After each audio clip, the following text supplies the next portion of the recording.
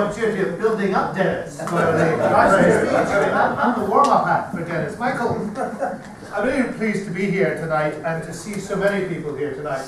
But I just want to start with a Dunoon reference, which I know people will want me to make. We've had a very difficult time in the SNP in recent weeks, and people know that. I'm very pleased with the role that you have played in saving Stewart Lodge, but I'm even more pleased with the role Gordon played and this entire community has played. Today is a significant step forward, and I hope now we can take forward this difficult issue in collaboration with our colleagues who run our Gowal Butte Council and make sure that we're always doing the right things for Dunoon and for Cowal. So congratulations.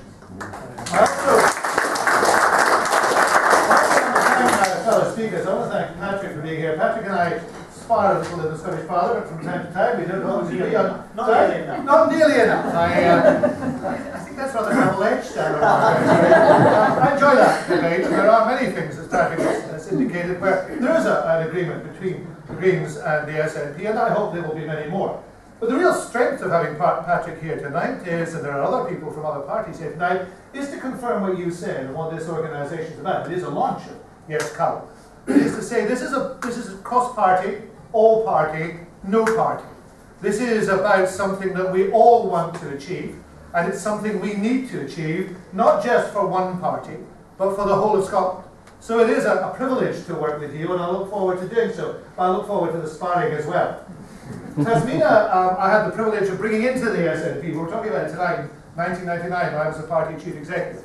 And she has worked exceptionally hard as a member of the party. And last year I appointed her to a commission, the McCormick Commission, to look at terms and conditions for teachers. If there's teachers here tonight who don't like the outcome of the McCormick Commission, she was responsible. I'm very grateful to her, and I'm grateful to the work you're doing also in Women for Independence, which is important. And we have to acknowledge there that is a key demographic which we have not. This whole campaign has not yet properly addressed. Women for Independence, there's other people, Women for Independence here, Jean Freeman's here, Susan Stewart's here from Yes Scotland.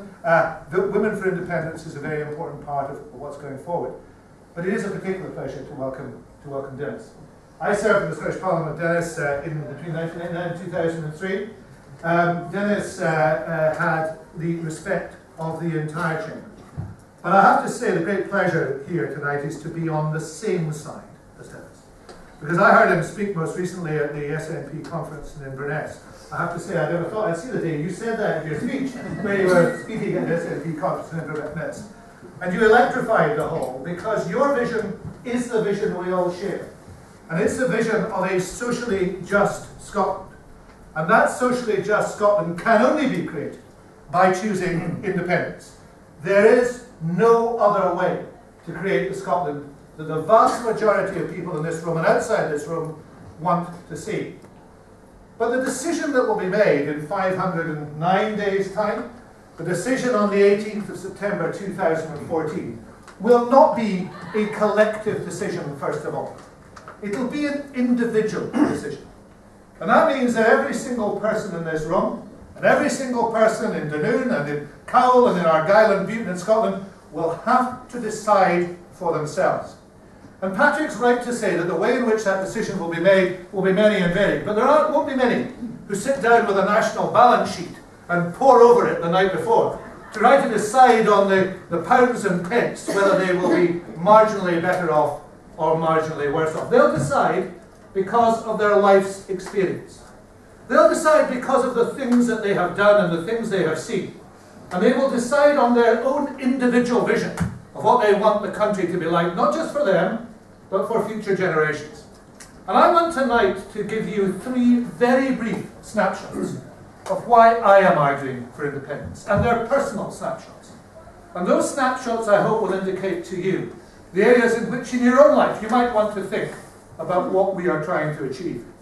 Now, the first of them goes back further than almost all our other members of the panel tonight. Dennis and I will remember the February 1974 election. The election that was defined as who governs Britain. The election that resulted in a wafer-thin majority for a Labour government. I was a member of the Labour Party in 1974. I was a student at Edinburgh University. The chair of the Labour group at Edinburgh University was one Gordon Brown, who knows what happened to him later on. And nothing good, I'm sure.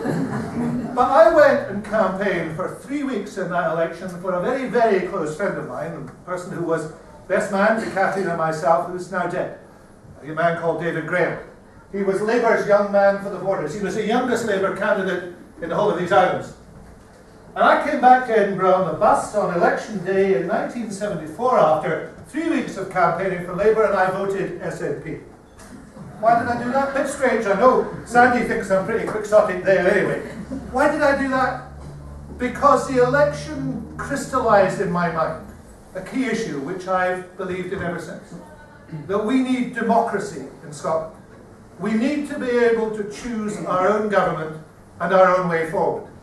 And what that election did was essentially say, because that was what happened, it doesn't matter what you do. It doesn't in the end matter what you vote in Scotland. Everybody in Scotland could vote the same way. You won't get that government unless by some accident.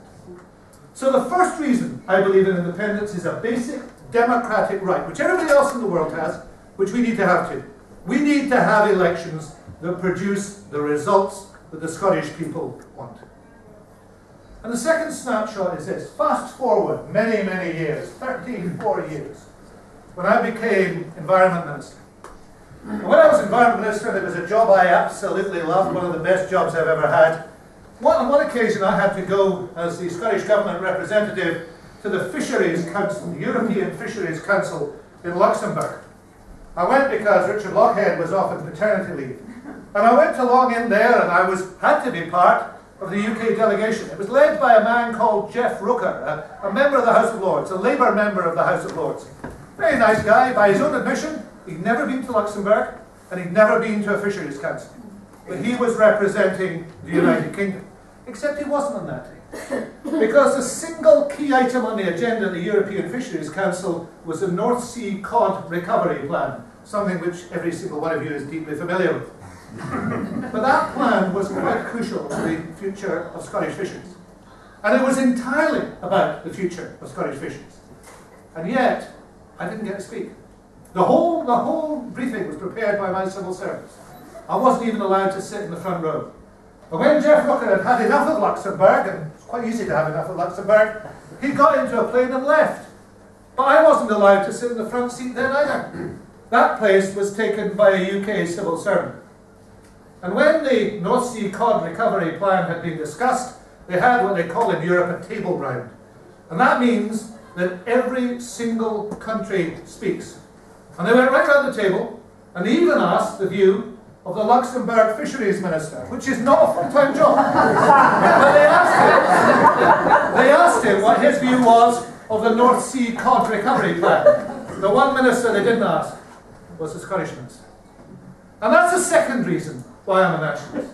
Because right or wrong, we have a right to be heard. And when decisions are being made about what we're going to do, we have a right to be there. And the third reason I want to put to you is this, and it's very contemporary. It arises out of work that Mary Claire and I are doing every single day. And it's the bedroom tax. Because I want to live in a country that's fair to people. I want to live in a country in which I can look people in the eye. I want to live in a country that doesn't penalise people because they are poor or because they have hardship. And yet, day after day, in this very town, there are people who are having benefits withdrawn for the sole reason that they have a house that's 1 bedroom bigger than somebody in London thinks they should have. And why is it bigger? Perhaps it's bigger because they've been divorced. And they keep that bedroom so that their children can come at weekends and visit them. Perhaps it's bigger because somebody has died or moved away from home. Yet there are people in this town who will lose part of their hard-earned and very, very small benefit because of that decision. And that crystallizes for me the third issue, which is I want to live in a country that reflects my values. It reflects your values. It's a country that is fair to people, that's just towards people. It's a country that doesn't ride roughshod over the poor. It has a purpose. It has a social and a moral purpose.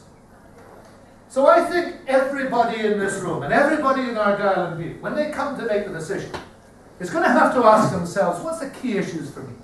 What are the things that I want to see? And for me, I want a democracy.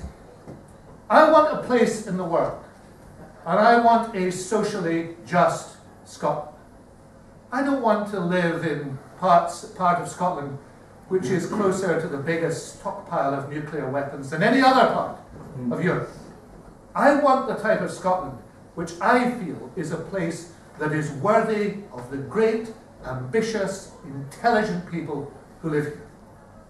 We've got to go out, politicians and non-politicians, and sell that vision to every single person in Scotland. It's not about the SNP. It's not about whether you like Alex Salmond or not. For the record, I do like Alex Salmond. I'd like to get that rumour out. What it is about is creating the Scotland for all of us and for future generations. I'm going to be doing that in every town, village in Argyll and Bede. There are people here who perhaps have no political affiliation and have come along here uncertain about what to do. Well, I'm happy to try and persuade you, but I'm even happier if I have persuaded you, or you are persuaded, that you join in the task of telling other people one by one about the Scotland you want to see, and then making sure you persuade them to choose that Scotland on the 18th of September 2014. This is what I came into politics for, to create the type of country that is worth having. It is within our grasp. Let's grasp it.